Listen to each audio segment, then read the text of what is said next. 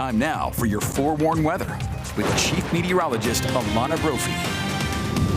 Brand new winter alerts have been posted for portions of the Beehive State. That includes a winter storm warning, which you're seeing in pink for the Wasatch Mountains. And we're just hours away from that going into effect. It kicks off at 11 p.m. What you're seeing in purple for the western Uintas, Wasatch Plateau, and Central Mountains, as well as the Wasatch Back, is a winter weather advisory. Accumulating snow expected in these areas and wintry travel will also be an issue. This goes into effect just after midnight, so at 2 a.m. both of these winter alerts will hold until 11 p.m. tomorrow night. Wasatch Back, so Park City, Liberty, Morgan could see a tricky morning commute, but we also know I-15 will be impacted as well. So that's the newest information. This is what it looked like this evening from South Salt Lake. Pretty shot coming from Scott Taylor, where we know the mountains continue to see snowfall. Alta reporting 5 inches in the last 12 hours. More is on the way. This would look like this evening in Logan. Cache Valley had a few lingering showers. It was rain and then a wintry mix in the valley, and then towards Logan Canyon that became straight snow. We will see that increasing into tonight. There's that first cold front that moved on through, tracking towards southeastern Utah.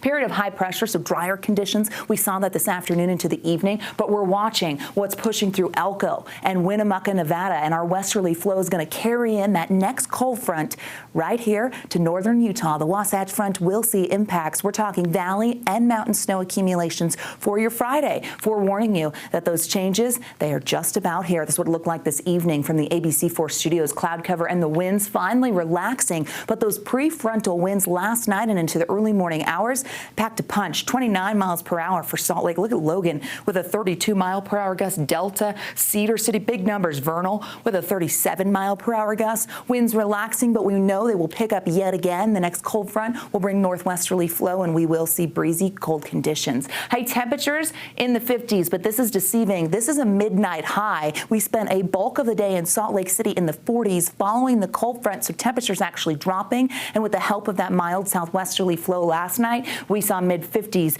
recorded as the high today. Made it into the 50s on the eastern side of the state, 62 in St. George. Heading into tonight, the cloud covers here, partly cloudy conditions, a period of quiet, but we know that's changing. Not only are we going to get more cloud cover, but by 11 p.m., we have the chance of seeing some snow, definitely mountain snow, and starting to move into the valleys. That snow will continue for the overnight as temperatures will be in the 30s, and we know cold air will be filtering in. The morning commute could bring some complications. Precipitation potential all the way down to I-70, so we see this really heavily favoring the Wasatch Mountains, but the chance of precip down to Richfield. As we look at the next 3 days, we bring in those lingering showers today, and then as we head through the overnight, here comes that stronger cold front. Northwesterly flow behind it, so snow showers will continue in Utah, northern and central Utah throughout the afternoon hours. We dry out and move the moisture out by Saturday. It's just cold. We're going to feel like December. Northwesterly flow with colder air. How much snow's headed your way? Well, the valley floor for the Wasatch Front could see 1 to 4 inches. Our benches at 3 to 7, 4 to 8 for our mountain valleys. That's why they're under the winter weather advisory. Wasatch Mountains could see anywhere from 5 to 10. The Cottonwoods